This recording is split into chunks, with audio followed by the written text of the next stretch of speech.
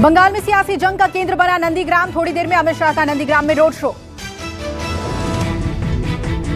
नंदीग्राम में road show के अलावा शाम को डायमंड हार्बर में अमित शाह रैली करेंगे। नंदीग्राम में शुभेंदु अधिकारी के खिलाफ चुनाव लड़ रही हैं ममता बनर्जी। फिल्म अभिनेता मिथुन चक्रवर्ती नंदीग्राम में शुभेंदु अधिकारी के लिए कर रहे हैं प्रचार। मिथुन चक्रवर्ती के रोड शो में जबरदस्त भीड़।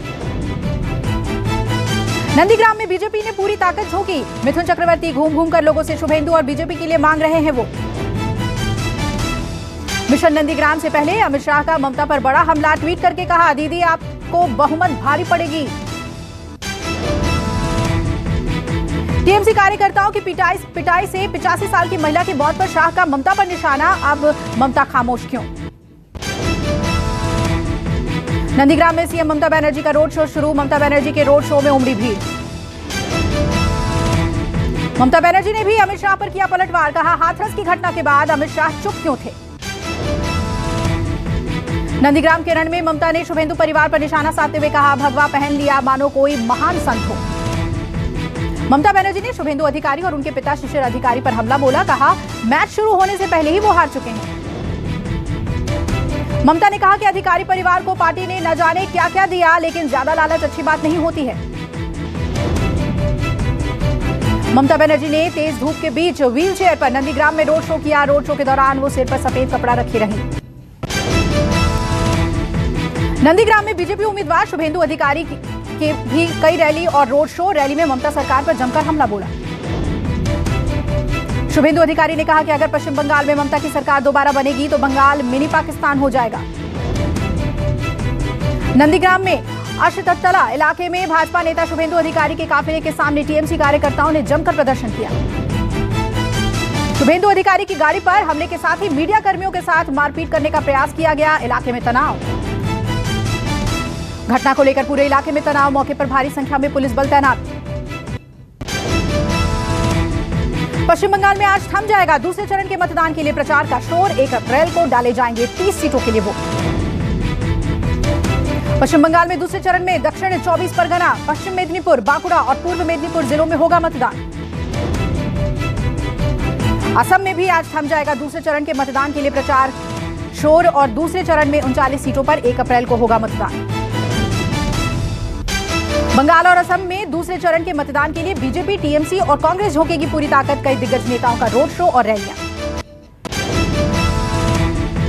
पश्चिम बंगाल के हुगली में तृणमूल कांग्रेस दफ्तर में तोड़फोड़। पार्टी के कार्यकर्ताओं ने ही की दफ्तर में तोड़फोड़।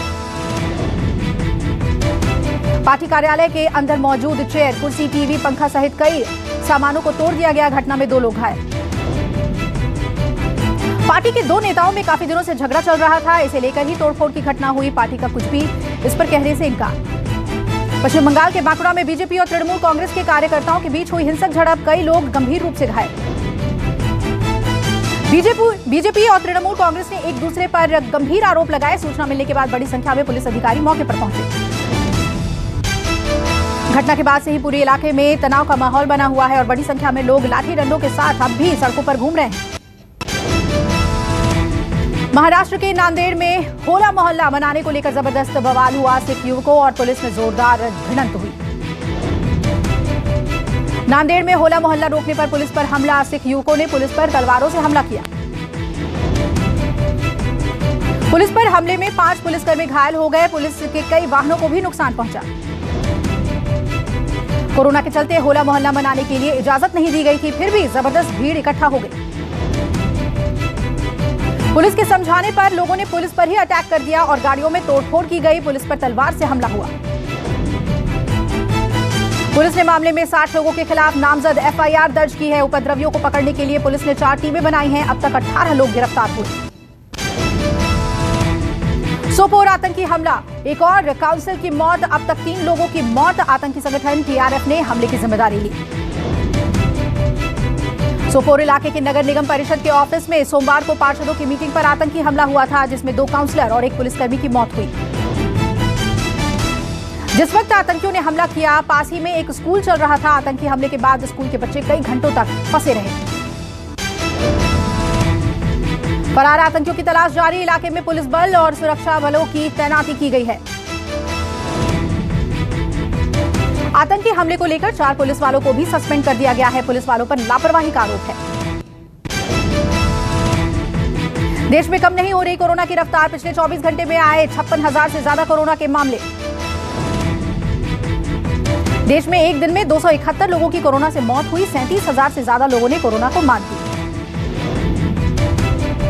देश में अब संक्रमण के कुल मामले 1 करोड़ 20 लाख से ज्यादा हुए। अब तक 1,62,000 लोगों की मौत हुई। देश में सक्रिय मामलों की संख्या बढ़ रही है। अब तक 5,40,000 से ज्यादा लोगों का इलाज अस्पताल में चल रहा है।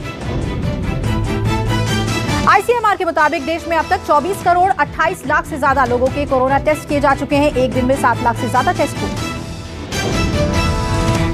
महाराष्ट्र, कर्नाटक, पंजाब, मध्य प्रदेश, गुजरात, केरल, तमिलनाडु और छत्तीसगढ़ में हर रोज बढ़ रहे हैं केस।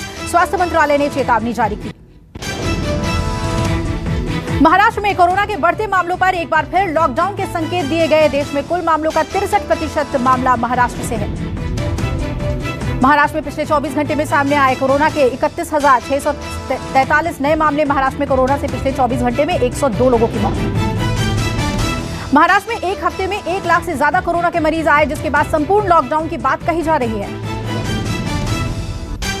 संक्रमण की वजह से नांदेड़, बीड़, नागपुर समेत आधा दर्जन से ज्यादा शहरों में संपूर्ण लॉकडाउन और नाइट कर्फ्यू है। बाजारों में पाबंदी जैसे सख्त नियम लागू हैं। महाराष्ट्र में संपूर्ण लॉकडाउन के संकेत के बीच एनसीपी और बीजेपी ने किया पूर्ण लॉकडाउन का विरोध। नवाब मलिक बोले लॉकडाउन को टाला जाना चाहिए।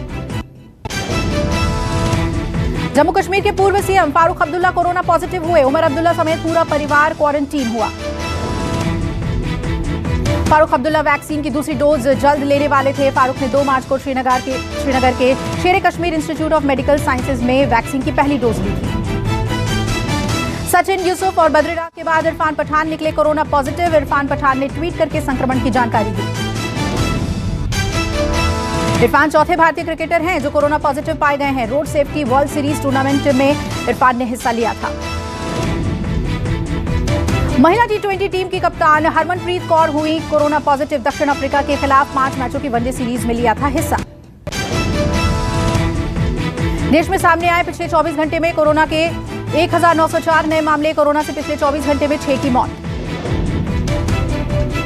दिल्ली सरकार ने साफ किया, एक बार फिर से बढ़ रहे कोरोना संक्रमण के बीच छोटी कक्षाओं के लिए फिलहाल स्कूल नहीं खोले जाएंगे। दिल्ली के अलावा पंजाब, पौंडीचेरी, गुजरात, हिमाचल, चंडीगढ़, छत्तीसगढ़, हरियाणा समेत कई राज्यों में भी छोटे बच्चों के लिए स्कूल बंद रहेंगे। पंजाब में सामने आए पिछले 24 घंटे में कोरोना के 2,914 नए मामले। पंजाब में कोरोना से पिछले 24 घंटे में 59 लोगों की मौत।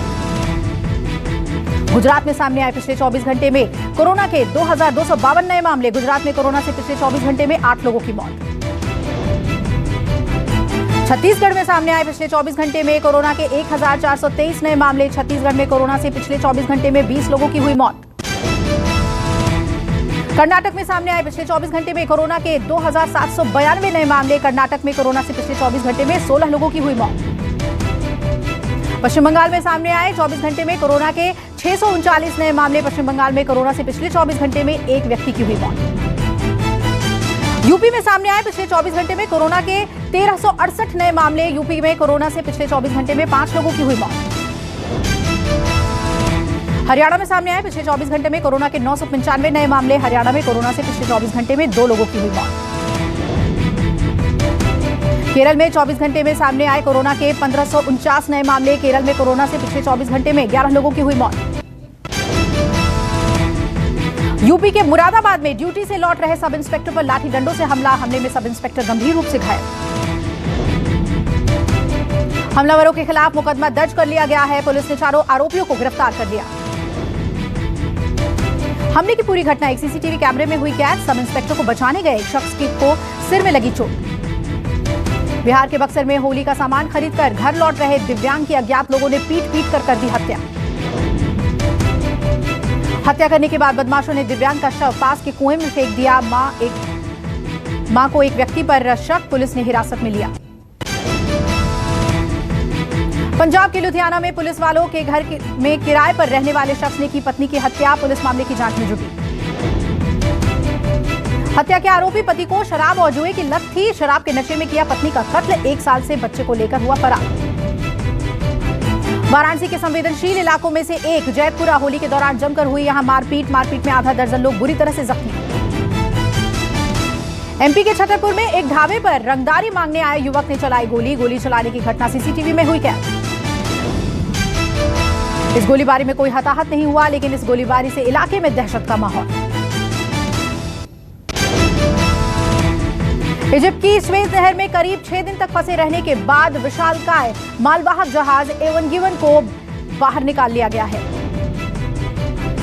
ऊंची लहरों की मदद से रेत में फंसे जहाज को बाहर निकालने में कामयाबी मिली। ये जहाज मंगलवार को फंस गया था। जहाज को 10 टगबोट की मदद से बाहर निकाला गया। एक अनुमान के अनुसार जहाज के फंसने के प्रतिदिन $9 अरब से ज्यादा का नुकसान हो रहा था। भारत के लिए 200 अंतर्राष्ट्रीय मैचों में कप्तानी करने वाले तीसरे कप्तान बने कोहली। धोनी और मोहम्मद अजहरुद्दीन के क्लब में हुए शामिल। वनडे सीरीज जीतने के बाद आईपीएल 2021 की तैयारी में जुटे कोहली सोशल मीडिया पर वीडियो किया शेयर। श्रीलंकाई क्रिकेटर थिसारा परेरा ने एक ओवर में जड़े 6 छक्के महज 13 गेंदों में पूरा किया अर्धशतक। वर्ल्ड टेस्ट चैंपियनशिप के फाइनल में भी सलाइवा पर रहेगा बैन। आईसीसी ने कोविड-19 के कारण लगी पाबंदियों को जुलाई तक के लिए बढ़ाया। 18 से 22 जून तक खेला जाएगा वर्ल्ड टेस्ट चैंपियनशिप का फाइनल मुकाबला। साउथहैम्पटन में हैम्पशायर बाउल स्टेडियम में भारत और न्यूजीलैंड के बीच होगा मैच। एलन मस्क की कंपनी टेस्ला की बड़ी तैयारी। साल के अंत तक भारत में 7 इलेक्ट्रॉनिक कार उतार सकती है कंपनी। Xiaomi ने Mi 11 5G सीरीज के 3 smartphones Mi 11 Ultra, Mi 11 Pro और Mi 11 Lite 5G किया लॉन्च। कंपनी ने Mi स्मार्ट बैंड 6 भी किया लॉन्च। 31 मार्च को Realme V13 स्मार्टफोन हो सकता है लॉन्च। 5000 mAh की बैटरी के साथ करीब 20,000 रुपए हो सकती है फोन की कीमत। भारत में Poco M3 Pro और Poco M3 5G फोन जल्द लॉन्च होगी। 5G कनेक्टिविटी के साथ कई शानदार फीचर्स मिलने की उम्मीद। सैमसंग गैलेक्सी S20 FE का 5G वेरिएंट आज भारत में होगा लॉन्च। दमदार प्रोसेसर और पावरफुल बैटरी के साथ कई खास फीचर्स होंगे शामिल। शाहिद ने मीरा राजपूत के साथ होली सेलिब्रेशन का कलरफुल वीडियो किया शेयर। होली के रंगों में दोनों आए नजर। होली के मौके पर जुनेलिया ने रितेश देशमुख के साथ बेहद रोमांटिक वीडियो किया शेयर। एक दूसरे को रंग लगाते नजर आए। दिलजीत दोसांझ ने बेटे संग शेयर किया फनी वीडियो। सोशल मीडिया पर वायरल हुआ पोस्ट। नेहा कक्कड़ ने भाई टोनी के गाने पर किया जबरदस्त डांस। वीडियो में रोहनप्रीत भी झूमते नजर आए। भूल भुलैया 2 के रिलीज में नहीं होगी देरी। भूषण कुमार ने किया कंफर्म। 19 नवंबर को थिएटर में होगी रिलीज फिल्म। फ्लोरिडा के एक रिजॉर्ट में शादी समारोह में पहुंचे डोनाल्ड ट्रंप ने जो बाइडेन पर साधा निशाना। लोगों से पूछा, क्या आप मुझे मिस करते हैं?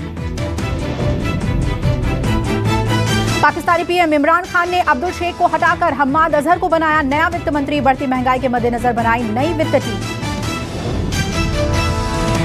तजाकिस्तान में होने वाले हार्ट ऑफ एशिया सम्मेलन में भारत के विदेश मंत्री एस जयशंकर से मुलाकात की अटकलें पर कुरैशी का बयान। भारतीय विदेश मंत्री से मुलाकात तय नहीं। अमेरिकी नेवी ने गाया शाहरुख की फिल्म स्वदेश का मशहूर गाना। सोशल मीडिया पर वीडियो खूब पसंद कर रहे हैं लोग।